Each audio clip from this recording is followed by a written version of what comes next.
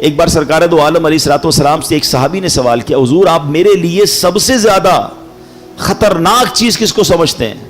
سب سے زیادہ کس چیز کی احتیاط کرنی چاہیے؟ حدیث کا خلاصہ عرض کر رہا ہوں۔ نبی پاک نے اپنی زبان کی طرف اشارہ کر کے فرمایا اسے صبح ہوتی ہے نا، حدیث کے الفاظ ہے جس کا مضمون ہے کہ ساری باڈی پارٹس زبان سے کہتے ہیں اے زبان تو سیدھی رہے گی تو ہم بھی سیدھے رہیں گے، کیونکہ ہم تیرے تابع ہیں، اور تو ٹیڑھی چلے گی تو ہم بھی ٹیڑھے ہو جائیں گے۔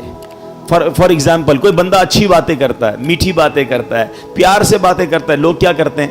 اس کے ساتھ اچھی بات کرتے ہیں، اس کو تحفہ بھی دیتے ہیں، ٹھیک ہے نا؟ اور کوئی زبان سے گالی گلوچ کر رہا ہے، برا بھلا کہہ رہا ہے، بری باتیں کر رہا ہے، تو لڑائی ہو جاتی ہے۔ لڑائی ہوتی ہے تو مار کس کو پڑتی ہے؟ زبان کو یا باڈی کو؟ غلطی زبان کرتی ہے، پٹائی اعضا کی ہوتی ہے، تو اعضا ہی اس کو کہہ رہے ہوتے ہیں، باڈی پارٹس کہہ رہے ہوتے ہیں تیری مہربانی سیدھی چلنا ورنہ ہم ٹیڑھے ہو جائیں گے۔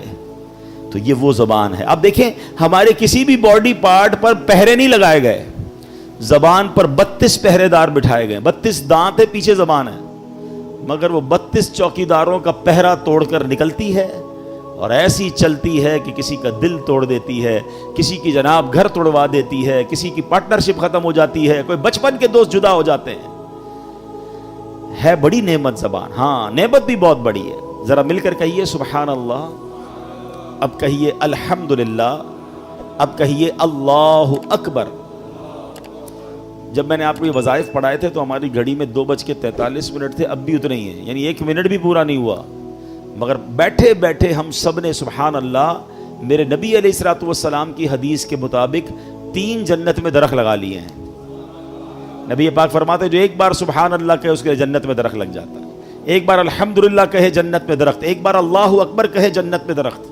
آپ درود پاک پڑھیں تو ہر درود پاک پر 10 نیکیاں، 10 نامہ اعمال میں نیکیاں لکھی جائیں گی، 10 گناہ معاف، 10 درجے بلند ہو رہے ہیں۔ زبان سے ہی نیکیاں ہیں نا، وداؤٹ اینی ایفرٹ، کوئی محنت نہیں ہو رہی، نیکیوں کا انبار لگی جا رہا ہے۔ کلمہ پاک پڑھیں، حدیث پاک میں آتا ہے افضل ذکر لا الہ الا اللہ، پڑھتا جائے بندہ کلمہ پاک، اتنی نیکیاں میں کم۔ قرآن پاک پڑھیں، ہر لفظ پر نیکی مل رہی ہے، ہر حرف پر نیکی مل رہی ہے۔ یہ وہ زبان ہے، مگر یہی وہ زبان ہے کہ جب گناہ کے لیے چلتی ہے یہ جھوٹ بولتی ہے۔ فرمایا بندہ جب جھوٹ بولتا ہے تو اس سے اتنی بدبو نکلتی ہے کہ رحمت کا فرشتہ 1 میل دور ہو جاتا ہے۔